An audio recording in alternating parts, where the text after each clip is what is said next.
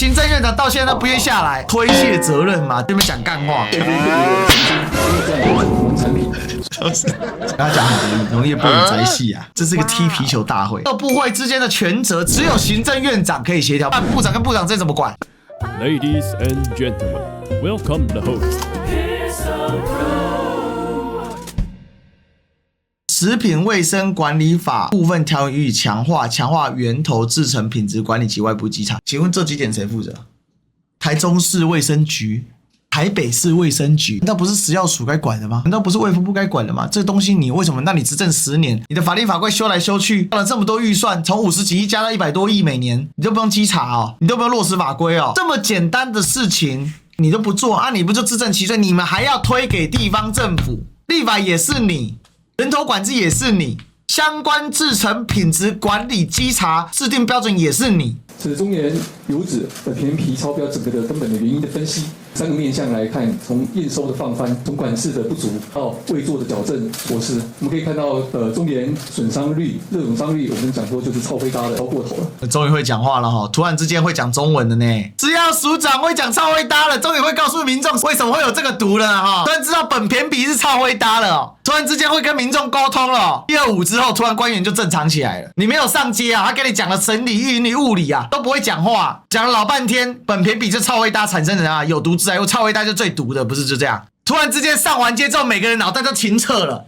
每個人突然的清明了，不見黃河心不死啊！升到5% 以下都是允收的，這熱損率越高，其實代表着整個原料的品質在便皮 BAP 產生的比例就會偏高，代表整個品質不佳。在管制的不足的部分，剛才提到整個生產的管制點上面未建立本便皮的一個管制基準，它是一個化學的管制，所以整體看到它的管制點裡面，其實是在我們的過濾是屬於物理性的，所以在我們關鍵性的化學物質，必須要有建立完整的本便皮的管制的措施。對於未做矯正的，所以剛才提到有幾個部分，包括我們的卵磷脂，包含我們的卵水等等的議題，都有看到有偏差的部分。這部分呢，都應該是要有進一步的矯正措施。這個參數反覆的發生，那可以看到白土添加的比例，白土烯讓它顏色能夠比較偏向是透明的。這個顏色透明的過程中，其實它同時呢吸附的便皮 BAP 的比例加得多，它就吸的可以更多。終於知道 BAP 也是可以吸附的，我就要聽你這個。我真的沒有想到說一定要搞到這麼難看的，被逼上來了，他才要講實話。白土多加一點，成本當然上升啊，但是 BAP 就少一點啊。那明明知道白土可以處理，那你怪黃豆要幹嘛？多加點白土是不是就結束了？白土就是拿來吸附雜質的啊，製程才是這整件事的關鍵嘛。我再解釋一次，大豆品質有高有低，但都沒有超過所謂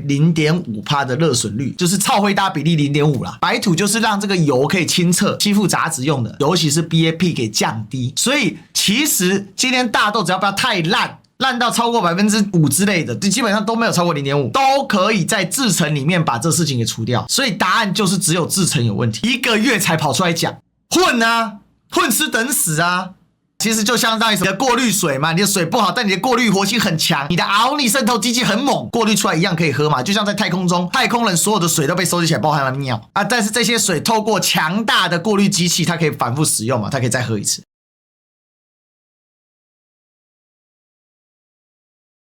監控的管制點，從製程的原料到成品都要做定期的檢查，並做落實整個矯正的措施，從及時的監控，能夠及時的改善，確保整個製程呢能夠有安全而且符合程序的穩定製程。大豆歸誰管？農產品歸農業部管，製油過程歸衛福部管嘛。因為衛福部就在踢皮球嘛，他們還在踢皮球啊，就這麼簡單啊。現在因為衛福部被延上，所以大家忘記農業部的存在了。大家第一時間為什麼一直強調是大豆是大豆是大豆是大豆啊？因為大豆进口歸農業部管嘛。查驗是台中市要做沒錯，但問題是你農業部不管，那麼誰查驗？怎麼搞？就這卓榮泰嘛，所以卓榮泰一定要下台啊！就管你他媽的是什麼衛福部，還是農業部，還是關務署？不，老闆不都是卓榮泰，總負責人不都賴清德？最後推給巴西好了，都是巴西農民的錯。媽的，真的是所有的部長都要開部長會議。行政院會誰是院會的主席？卓榮泰啊，卓榮泰還要繼續裝死嗎？那院長他媽就院長嘛。那踢來踢去，你繼續踢吧。理論上製程是一致的，結果應該就是會有一致的符合標準。他說了人話耶，特別提到這個製程呢，其實理論上管製程，而原料端沒有改變，理論上製程是一致的，結果應該就是會有一致的符合標準。但是原料端面臨的是在我們的幹你娘他媽講話講一半，媽你這張圖是殺小江署長啊，江署長，他媽你不要當江淑娜好不好？那個圖你就可以解釋什麼？同一批豆子產出來的東西都不一樣，不是製程問題是什麼？你家自己的圖可不可以認領一下？我好不容易覺得說江志剛還算是有點人性哦。媽雷麥哥開始講幹話，他們就在混淆焦。這個圖非常簡單，我再解釋一次，黃豆熱損率在哪裡？下面橫軸是熱損率，熱損率越大就超灰搭的比例越高。上面是檢驗出來的本片皮的比例，同一批大豆，這是全部都是同一批大豆所做出來的不同批的油。它的本片比可以從0 ppb 到8.1 ppb， 這不就代表製程不穩定嗎？那不就是製程問題嗎？啊，你是製程問題，你還要繼續凹？你在那邊講什麼是豆的問題？你自己的圖呢？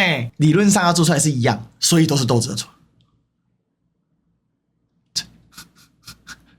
呢能夠有安全而且符合程序的穩定製程。那特別提到這個製程呢，其實理論上管製程，然後原料端沒有改變，製程是一致的，結果應該就是會有一致的符合標準。但是原料端面臨的是在我們的熱損率的改變之下，相對應的措施在中研的廠以及各個廠里面都要有同樣的。所以第二個部分呢，我們他自己又說溜嘴了，要做相應的措施，希望能夠補強品管，讓國人能夠吃得安心，希望能夠從源頭到制度全面精進食安的管理。所以目前我們持續精進的部分，包括源头的把關管理的部分。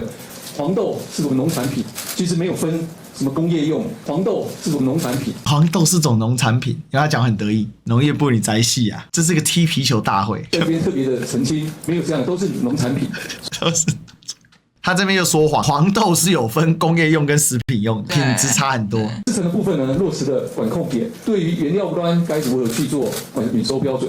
在我們初榨的原油的時候，我們叫做粗焦油、原焦油、粗焦油的部分，就應該有第二個部分的，到最後的成品端有。所以3項全面的把關，能夠落實製程的管控，能夠確實整個危害的分析之後，一直在淡化製程管控這件事，一直在強調黃豆這件事。所以建立科學的管制的基礎，落實整個監測的以及異常的處理哈。那這個處理的程序必須要完備。那也知道我們上周已經提出在院這邊以及部我們署那邊同時努力的針對修法，能夠強化整個管理機制，從食品安全的監測計劃的報告、檢測資訊能夠及時能夠通報，驗證機構以及主管機關的突襲的檢查，都能夠全面性的達到讓我們的食品安全能夠補強品管吃得安心的策略。他既然要推給農產品，所以行政院長跳下來這麼重要。有行政院長可以協調農業部、協調衛福部、可以協調財政部。他幹鬼扯，這個大豆是種農產品，幹大豆就有工業用大豆哦。那工業用大豆誰管？當然，它的產品製程就進入經濟部管了。各部會之間的權責，只有誰可以協調？只有行政院長可以協調。不院長來，那部長跟部長之間怎麼管？農業部說：“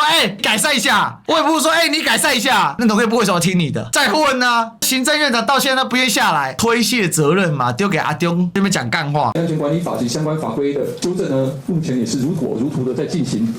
上周已經經過院已經送到立法院進一步後續的審查，就提給立法院了。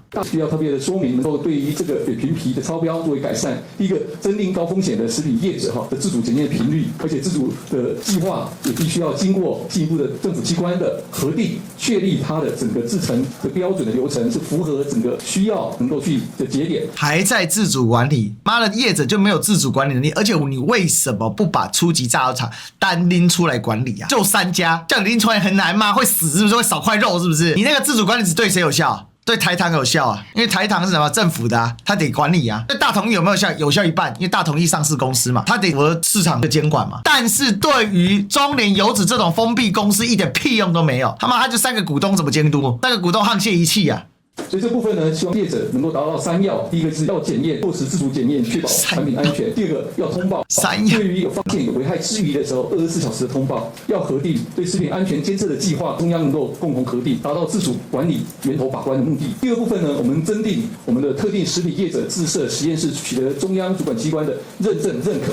實驗室的部分要有2要，一個要認證，第二個要通報。對於實驗室的品質能夠達到一定的效果，對於有異常的資訊呢，拿到的數據呢，能夠及時讓管理的機關能夠了解。第3個能增訂實驗室管理及通報的義務。第3方驗證的機構呢，我們特別提到要抽樣、要公正。抽樣是執行。南橋也有3要啦，要罰錢、要背鍋、要閉嘴哦，大家都有3要啊。然後呢，福壽也有3要，要總統、要必責要吃狗食，確保我們的公正客觀，相關的資訊呢能夠快速的能夠交到資訊的系統裡面，對於我們的檢驗的結果呢，能夠確保這些檢驗的數字呢都是有公正有效的。第4個是增訂第3方驗證機構的抽樣跟通報的機制哈，那政府的部分能夠持續我們要稽查、要抽樣、要追蹤，讓我們的稽查呢能夠做突襲的稽查，抽樣的部分中央地方呢管理機構共同依法呢可以抽樣檢體。同時要追蹤我們的缺失，依法能夠裁處相關的規定哈，讓政府的機關的監督跟強化整個把關，讓整體的食品安全衛生管理法以及相關法規的修正之後，能夠達到全民食安，能夠大家共同安心的目標。以上說明。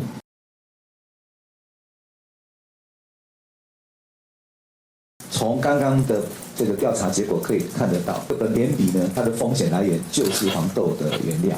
出口就講幹話，怪來怪去只會怪一件事，就是原料。這個中聯原本留存的樣本檢驗的結果完全是符合標準，讓我們無法去區分到底是哪一批原料還是製程上出了問題。那為什麼中聯在6月自己送到 SGS 驗的時候就8.1 ppb 啊？你衛福部長覺得這樣子中聯是可以放過的嗎？那你為什麼沒有重拳出擊打擊中聯呢？顯見的中聯在對衛福部撒謊，中聯拿了假的樣本出來詐騙政府嘛，何其嚴重啊！這樣子要收押一個總經理哦，裡面做手的、提供油樣的、抽油樣的相關的主管不用收押嗎？然後3大老董在開完品保會議6月15號之後還決定蓋牌不用收押嗎？福壽、洪堯坤不用收押嗎？傲慢到這種程度，你再繼續裝死啊！哎，你被騙，然後你講的一副好像哦，我好無奈哦，我查驗不了啊，廠商都不用負責哦，所以我們才會進一步的把中聯所出貨給福茂、福壽跟泰山的所有的原油的樣本再重新做一次檢驗，以及下游的商品也再做一次檢驗，才重整出這中間一共有7批超標的這個油品，然後再回頭對應標跟不超標，也就是超標的這7批跟另外有1批因為沒有驗，所以另外22批合起來29批，有1批因為是外銷沒有這個樣本可驗，所以一共29批裡面有22批是符合標準，7批是超標。你知道外銷那批去哪裡吗？韓國 Korea。民進黨最近的 China Taiwan 的事情，韓國人一直說我們 China Taiwan，然後民進黨就很崩潰，就嗆說我要把你改成南韓，好痛啊！他說我不要叫你 Korea， 我要叫你 South Korea。你看民進黨那個外交部多硬，有沒有？林佳龍的反制，最近跟韓國非常不好。然後去對應它的6批的這個傳奇啊，分別這邊是有4批原料來自於巴西，2批原料來自於美國，然後再對照它的製程之後，那麼最後把這些數據兜起來之後，在7月19號我們完成所有的樣本的檢驗，再由專家在7月21號進去場地實際的進行做最後原因的確認。講得好順哦，每一副都21號查場是很合理。我真不了解有這麼賤的衛福部。7月6號你就知道他拿假樣品騙你，你可以他媽撐到21號再去查場。乾燥的時間過長而造成淋鼻升高的風險。雖然熱損率這個比例不能夠完全等比於 BAP 的超標，但是呢，它是一個預警指標。啊，老實講，江志剛講人話講多一點，時從兩幹，從來慢慢講幹話。簡單來講啦，就是說超會搭的比例不能完全等於 BAP 的量啊。可是剛才你們家江志剛說實話呢，白土多加 BAP 就沒了。大豆只要不超標，你在制作的過程當中，你只要在白土這關之前檢驗一下，根據它有多少的 BAP 添加多少相應白土，這個 BAP 就被消除了。問題是中聯又是個垃圾公司啊，它的白土瞎雞巴添加，自己規範要加到 1.1%， 就看你倆他媽都只加了在 0.5% 多一點，加一半的量而已。所以這個公司夠垃圾是沒有錯啊，可是問題是你到現在還在護航它，你還在幫他把責任往原料頭去推，就是講行話把你帶偏嘛。榨油這件事情他媽的簡直就是不能說簡單不行，但是它就是一個不複雜的工藝嘛。要的處理過程，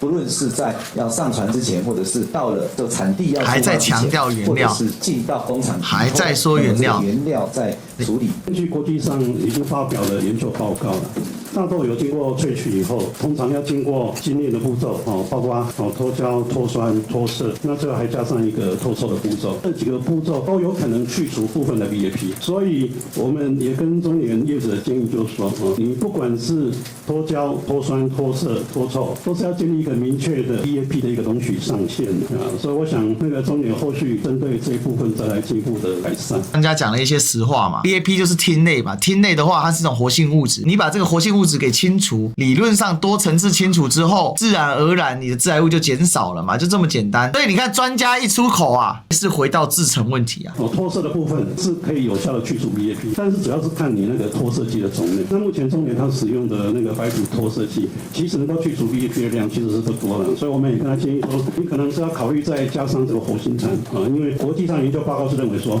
活性炭對於去除 BAP 的效率非常好，大概可以去除到90%。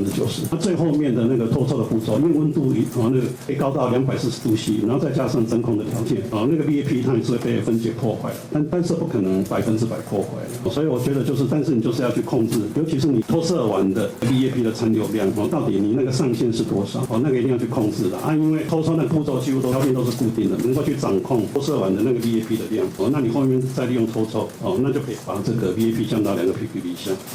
專家講得超清楚的耶，這專家是來掀桌子的吧？專家是來打臉人的，我發現。就民進黨現在有一個很大的毛病，他覺得大家聽不懂。媒體朋友問到有脫臭的部分，因為在脫臭有可能是過度加熱，那它可能就會生成 BAP。但是我們專家去茶廠去看過，在這個製程裡面，它的溫度是沒有超過，而且真空度都控制，因為它用真空脫氣的方式，所以在我們看過的他們的製程參數裡面是沒有超過這個部分。所以這專家也是來打臉的嗎？所以從那邊來的是應該沒有。專家不想背書了，但至少他沒有去呼應食蟲能力。要不要再設這個允收標準的絕對值？0.5提到5這個事情是不是絕對不可以？或者是我們要定一個什麼標準？這個當然後續對由專家大家來討論，因為未來安全監測計劃，我們這個廠商都要提一個安全監測計劃。我們食安法第7條的規定是要提的。那麼過去這個安全監測計劃呢，是等於沒有經過核定。那未來呢，我們對於這些高風險的或者是有這個集中性重要的重大的食品廠商呢，我們會去要求它的風險的監測、安全的這個監測計劃必須要報衛福部來核定。沒有落實法規，你他媽食蟲兩，你臉皮真厚！你在一邊在打自己臉啊！你這意思不就是說啊，對，有法規，但我沒做啊，有法不依啊，那怪立院不修法，沒有預算。我想目前知道的是台灣是定在2 ppb， 歐盟是2 ppb， 但是美日其實沒有在特別這個部分定的節點。那中國部分是定10 ppb。那我想各國對於這個單一的又在扯中國了，又在扯中國了。扁平皮的一個標準其實有點不一樣，的確是有這樣子的一個現象，我們可以看得到，也可以做一些比較。要扯中國是10 ppb， 意思是什麼？中國人吃的沒有毒啊，因為他只有8.1 ppb 啊，偏要強調志剛啊。想上位的心很心切哦。其實關於這2個 ppb 嘛，我有自己的一些想法。完蛋了，教授，你確定你自己的想法是可以的嗎？哦，當然，目前全世界，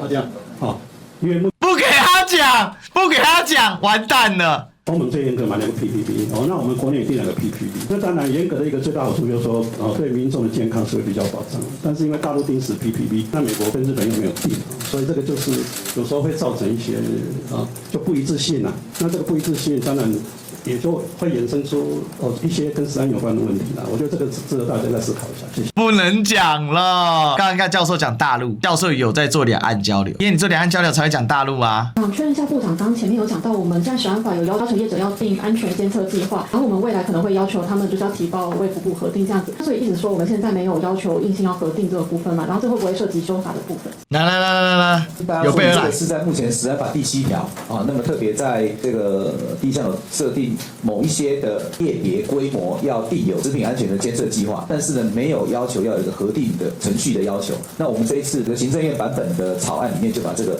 納入要報中央主管機關核定。哦，終於被他抓到什麼法規不完善，難怪那麼積極回應。你看阿丟馬上法規不完善，